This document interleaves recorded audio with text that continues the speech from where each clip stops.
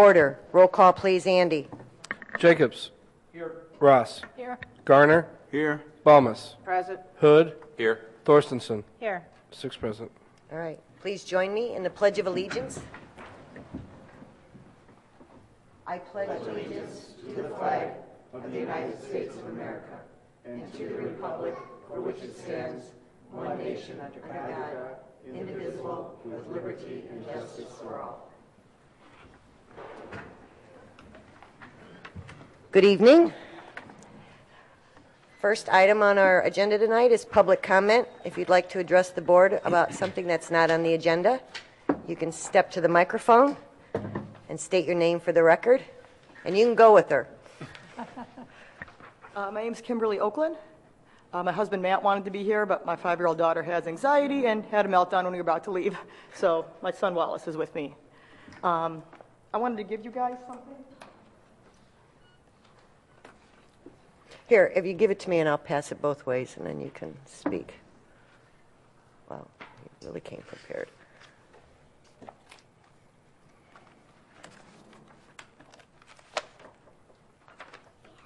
Do you want to stay here with me?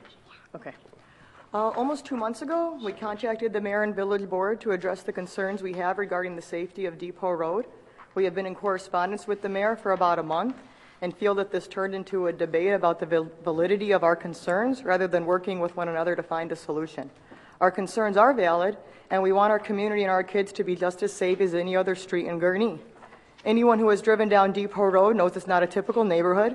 Apartment buildings, one of which is a large complex, bookend the street. There are only 4 houses on the block, one of which has been abandoned for quite some time. It gets a lot of foot traffic with students walking to Viking Middle School or the Oak Lane campus on Warren Township High School, and people who are walking to catch a PACE bus so they can get to work.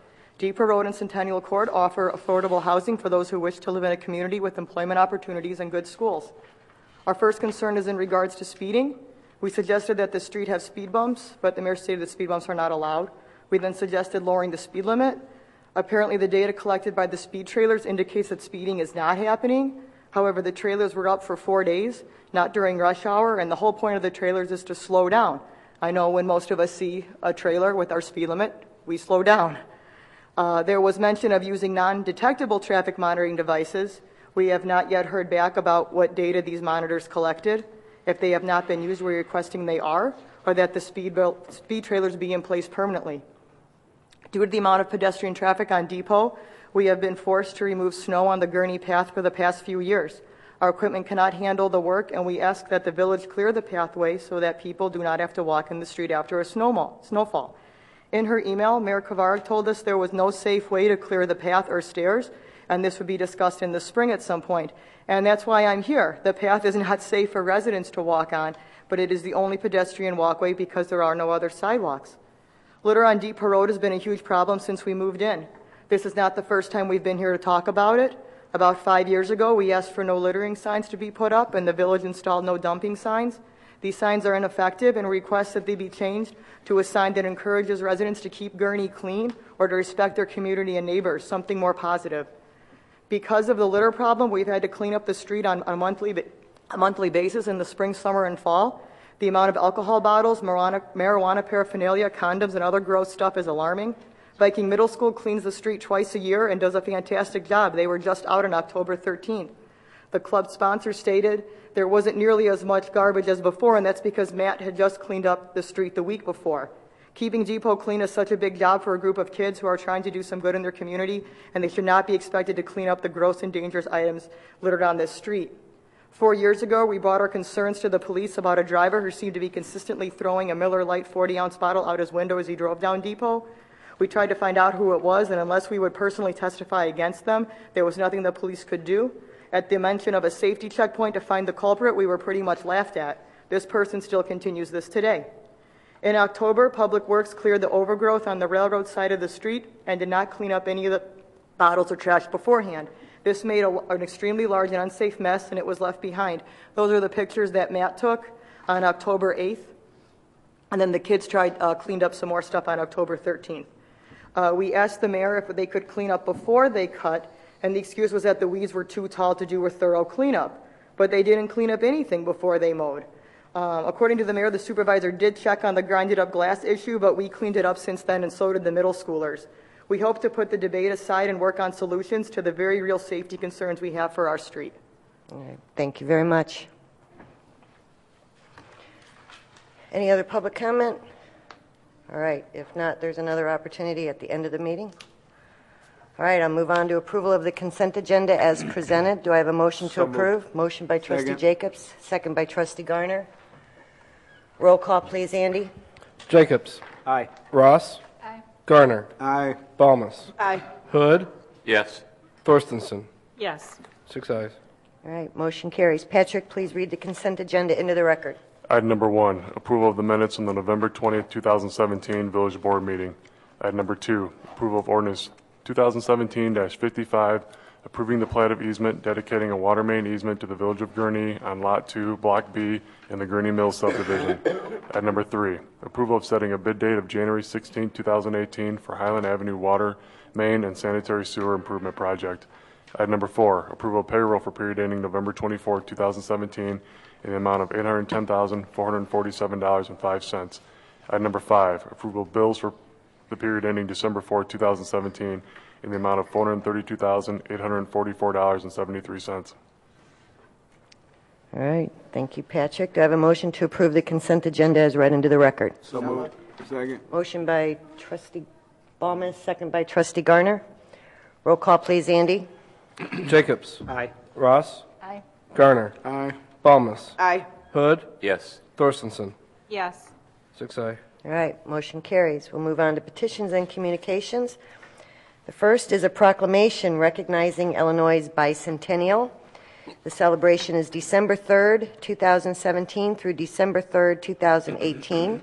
And Sunday, December 3rd, 2017 marked Illinois' 199th birthday as Illinois became the 21st state in the Union on December 3rd, 1818.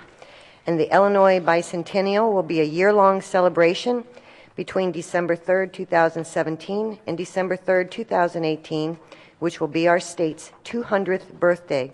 And Illinois Bicentennial will honor the many ways that Illinois has influenced American history, achievement, culture, innovation, and more. And Illinois Bicentennial is a once-in-a-lifetime invitation to fall in love with Illinois all over again. And together we can inspire pride in Illinois and show the world what makes this state so great. And our community should encourage citizens, organizations, businesses, congregations, and cultural and education institutions to participate in the year-long celebration. Now therefore I, Christina Kavarik, Mayor of Gurnee, do hereby proclaim that the Village of Gurnee endorses the efforts of the Illinois Bicentennial and encourages all citizens to participate and celebrate the upcoming year by visiting Illinois200.com and using the hashtag IllinoisProud. Do I have a motion to approve? So moved. Motion by Trustee Balmas, second by Trustee Jacobs. All in favor say aye. Aye. All right, and we did have our honorary flag raising ceremony at noon today, so thank you everyone who showed up. So the flag is flying at the Richard A. Welton Village Plaza for the next year. I'm sure there'll be more to come. All right, we have no other petitions and communications tonight. So we'll move on to reports. The first one is a presentation by our Finance Director, Brian Gosnell, on some recommended financial policy updates. Yeah, this is part of the strategic planning process we had in there to take a look at our financial policies. In the memo you see from Brian, you see a list of the policies that we file and when the last time they were updated has been. Also, as you know, we're working through implementing new financial software. So the combination of the strategic plan, the new financial software, and then getting rolling on the budget here, thought it was a good time to bring some recommended changes forward to the village board. So Brian's going to be walking through those tonight with you. All right, thank you, Pat. The first slide here just shows the 10 financial policies or policies that make up our suite of financial policies, so to speak. We're only recommending changes to 6 of them there, the first 6. I'll walk through those real quick. Not looking for any vote or anything on tonight, just some direction or consensus on the changes. Accounts receivable policy first. This is a policy that covers our debt collection practices. Really here, most of these are just cleanup language changes that reflect current practice. Currently, this policy allows the fire chief to forgive debt up to $1,000 and then the administrator up to $5,000. Anything over that needs board approval. One of the updates I'm looking for here is just to allow the finance director. Last year, the finance division took over some duties when it comes to ambulance billing, and the ambulance billing company works directly with finance now on stale dated receivables. So it makes sense to allow the finance director to forgive up to $1,000 and then keep the administrator again at $5,000. Also put some language in there. If there's an adjustment over $5,000 that's due to a billing or receipting error, so an error that finance made, maybe an extra digit or something when receiving that, we can do that administratively, not have to come to the village board for that. So looking for those two on that one. Could I ask a question on that one? Go ahead, Trustee Ross. Don't you think it's a good idea, though, for the board to know about that, if that happens? From a billing and receipting standpoint? No, for the error part. Because I think that... Yeah, and it would be more on the, because we have a third-party billing company, so it would be more an error on their side than, we don't really handle a lot of the transactions in finance. We more look at what they're proposing to write off that has been in collections for a long time and they're not getting anywhere on. Things that are 7 years old or getting near that 7-year mark.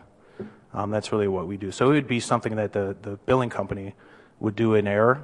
And we could certainly bring them forward, but if it's just a clerical error or something on the billing side, it seems like something we'd want to correct fairly quickly and get a revised bill out to the customer. I think Trustee Ross is just, not that it has to be run by us, but just informed, right? Yeah, just, I didn't understand that. I thought if it was our people making the error, I think it's something we should know, but if it's the billing company... Then... No, when it comes to ambulance billing, it's the outsourced billing company. Okay. Yeah. And the changes before, it was something that had to come before the board? The over 5,000, it was something that has to come before the board. Now, it's very possible that PBS may correct this, PBS being the outsourced billing company, and not even notify the village if there's a billing error that they catch in time. So in the time I've been here, we haven't had one over 5,000. So I can imagine it happens very often. So that's something, I just thought we should be able to take care of it with the billing company and get, more for the customer service side of it to get the bill corrected and something issued back to the customer. But we can certainly put something, together in the admin memo or something. That's fine. Thanks for the explanation. Sure. The debt policy, this is just a formal policy governing when, how, for what purposes, and what extent debt may be issued. A couple, more cleanup language here again. The policy references some outdated continuing disclosure requirements, just update those. It's also silent on leases and government-backed programs like the IEPA loan that we're looking to for the Knowles Road Tower. So just add some language in there that those can be a consideration when looking at financing. Capital leases, again, put something in there that allows for that as a consideration, not promoting it or anything, just a consideration when looking at that. Fixed asset policy, this identifies how assets are accounted for. This came about really in 2005, 6, 7, in that time frame as in response to a GASB pronouncement, GASB 34, if you've ever heard of that. So all municipalities had to put a policy in place back then. So just a couple changes here. Policy calls for departments to maintain a list of items over $1,000 as what we call inventoried items. So each department would have to maintain that list. And then a physical inventory by an outside appraisal company every 7 years. Just really removing the 7-year requirement. It made sense at the time when this first came out, but since then, thresholds for what we capitalize. So we capitalize everything over $25,000.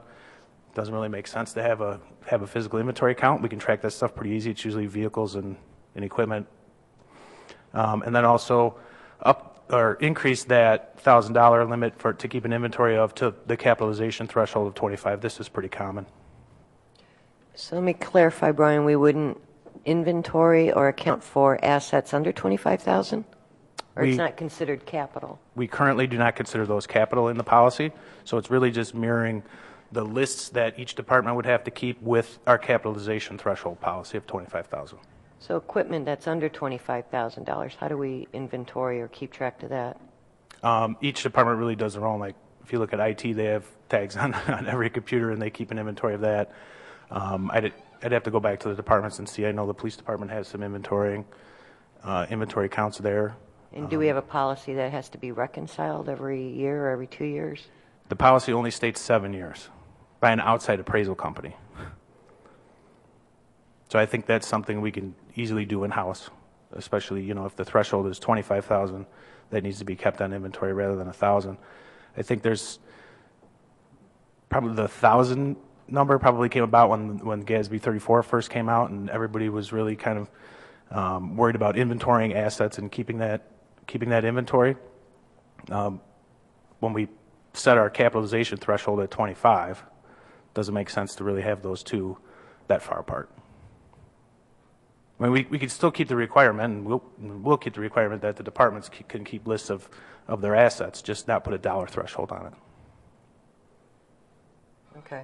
Obviously, anything over 25, we keep with the budget anyway, so that's either. I was thinking if you had 5 or 6 pieces of $10,000 equipment, how are you keeping track that you still have 5 or 6 pieces of $10,000 equipment and one didn't walk off? Yeah, and right now that's left up to the departments in the policy. Yeah, and when we dispose of stuff that big, I mean, that comes before the village board via a resolution. Usually it's vehicles in our case. Yeah, but what if somebody walked off with something? How would we know? If a piece of equipment disappeared, how would we catch that? I would hope that the departments would be paying attention enough that if a $10,000 piece of equipment disappeared, but right now I understand your point. And at some point, there should be some threshold that you do an inventory of equipment that's been purchased, Okay. even if it's not all counted as capital. Okay, yeah, we can. You can just, it's not for the financial policy. It may be more of an operational risk. Sure. Yeah, and we could play with the dollar amount in the time frame. Looking at the fund balance policy, I think we're all pretty aware of this one. This governs the general fund reserve levels. Currently, the policy only calls out the capital improvement fund, specifically that fund, as a use of reserves. I just wanted to open that up to a purpose for capital. As you know, part of the forecast, we were moving some reserves to the water and sewer capital fund, so change that from a specific fund to a purpose being capital. And then one other thing here is there's currently in the policy a requirement to notify the board of a assignment of fund balance. This is something we routinely do, especially for debt service. The bond covenants require us to keep a reserve of debt service for the next year. We routinely do this with the audit. I just wanted to take the debt piece out of it, since that's something we do every year, be able to do that administratively for all other purposes that we would assign fund balance. We'll bring that to the board.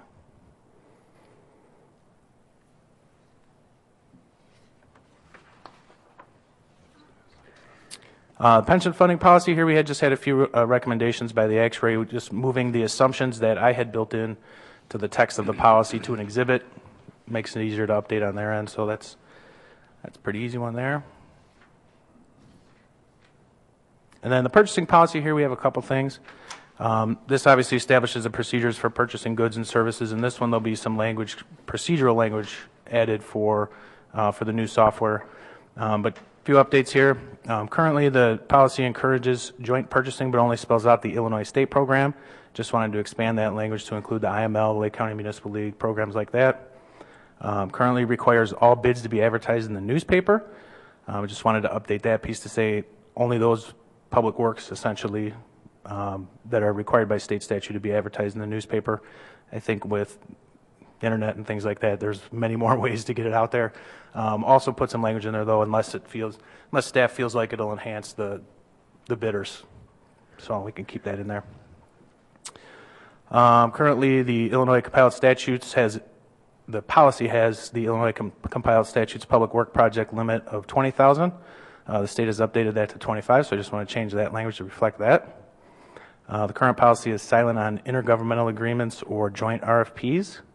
I wanted to update that to include some language that encourages joint RFPs and allowing the use of an RFP from a surrounding municipality that has been issued and responded to within 6 months as evidence of formal purchasing or quotes, things like that when that comes forward.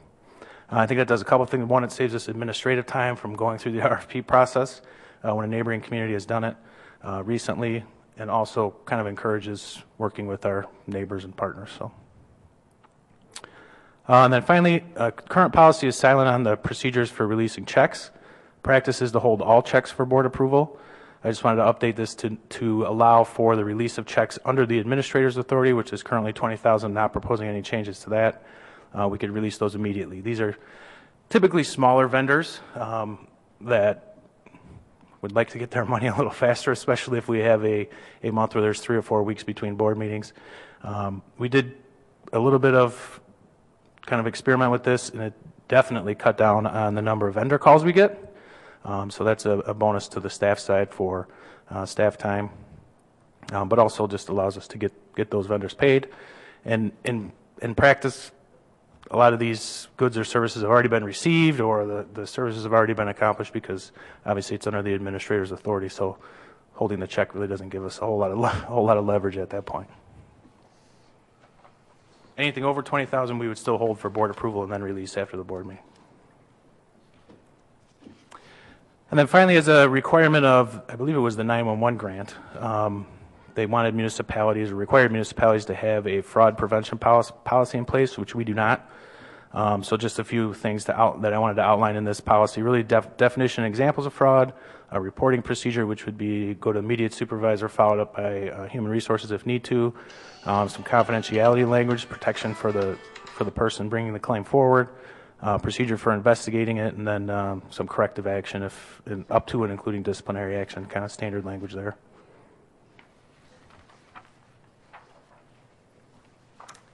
And that is it. I'm happy to take any questions. Any other questions for Brian? All right, always good to tweak these things as things change. Yeah, we'll get them updated, and then we'll circle back around to the fixed asset policy, take another look at that.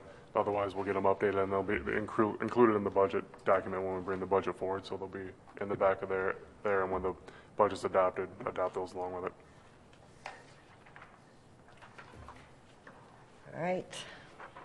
We have no old business, no new business. And I'll reopen the floor for public comment. All right. I think we have a full agenda for the 18th. Next meeting will be more exciting. Yeah, we have just timing sometimes. All right, if there's no comments, then do I have a motion to adjourn? Motion by trustee Balmas, second by trustee Garner. All in favor say aye. Aye. All right. I still haven't beat Jeannie's record.